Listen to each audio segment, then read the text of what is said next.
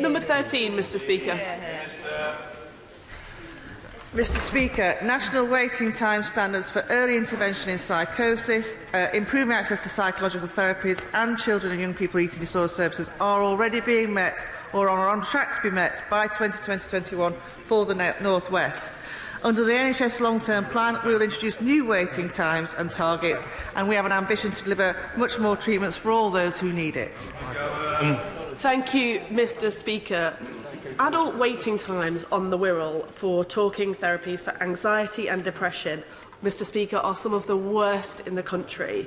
The average waiting time for referral to first treatment is 48 days, and for referral to second treatment, when we know someone needs help, it is 159 days, Mr Speaker.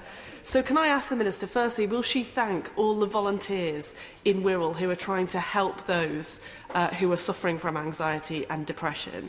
And will she also explain to me what she is going to do to stop this crisis now in the Wirral? Well, firstly, I will absolutely thank all those volunteers who do so much to support people with mental ill health.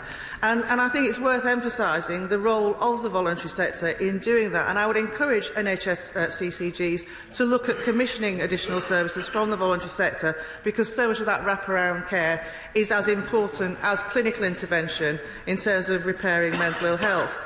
Now, in respect of the issue she raises, there have been problems with IAPT access and recovery targets in the past.